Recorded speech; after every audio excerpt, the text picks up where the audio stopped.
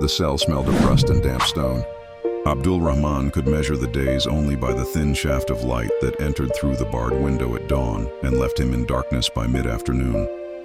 He had been a school teacher once, in a dusty coastal town in Yemen. Life was simple: family, work, mosque on Fridays. But late one night, while scrolling through a battered smartphone, he stumbled upon a short video. A man, speaking in Arabic, talked about love that did not demand fear, about a shepherd who would lay down his life for his sheep. The name was familiar, Isa al-Masih, but the tone was not.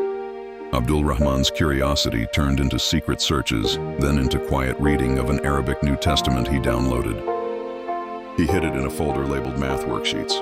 The more he read, the more the figure of Jesus seemed less like a distant prophet and more like the center of everything.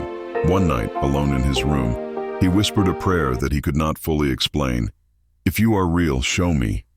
Weeks later, a friend noticed his absence from Friday prayers and asked questions.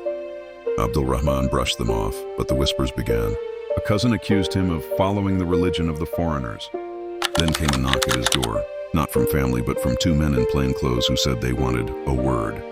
He was taken to a police station, accused of insulting Islam and spreading lies.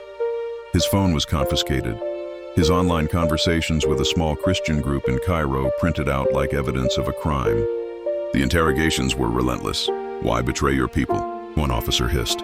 "Why follow a dead man nailed to wood?" Abdul Rahman said little. He remembered the verse, "Blessed are you when people insult you, because of me." But each day in prison tested that blessing. He was beaten once for refusing to say the Shahada. Other prisoners mocked him, calling him the Murtad, the apostate. Months blurred into each other. No trial, no lawyer who dared to take the case. His only comfort was the faint light in the mornings and the whispered prayers he mouthed under the blanket. Then one afternoon, something changed. A new prisoner arrived, Ali, arrested for theft. Ali was loud, defiant, and oddly curious. "Is it true you believe in Jesus?" he asked on the second night. Abdul Rahman hesitated but nodded. Ali wanted to know more, not mockery this time, but genuine questions. Night after night, in the quiet after lights out, Abdul Rahman told him the parables, the Sermon on the Mount, the story of the cross. Weeks later, Ali whispered back, "I think I believe." The guards noticed the two speaking quietly. One day, Ali was transferred without warning. Abdul Rahman feared the worst. But a week later, he heard a scrap of news from another inmate. Ali had been released.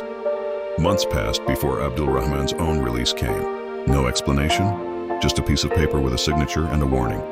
Leave. Or next time, there will be no release. When he stepped out of the prison gates, the sunlight felt strange on his face. His family would not take him back. His name was now dangerous to them. But in a small cafe near the bus station, a stranger approached, tall, with kind eyes. "You don't know me," the man said quietly, "but Ali sent me." In that moment, Abdul Rahman realized something. The prison had been chains, yes, but also a place where a seed had been planted. And somewhere out there, in the streets of Yemen, another man now carried the same light. He smiled. "Tell him," he said, "the shepherd is still looking for his sheep." And for the first time in years, Abdul Rahman felt the freedom that no cell could take away. Subscribe for more videos.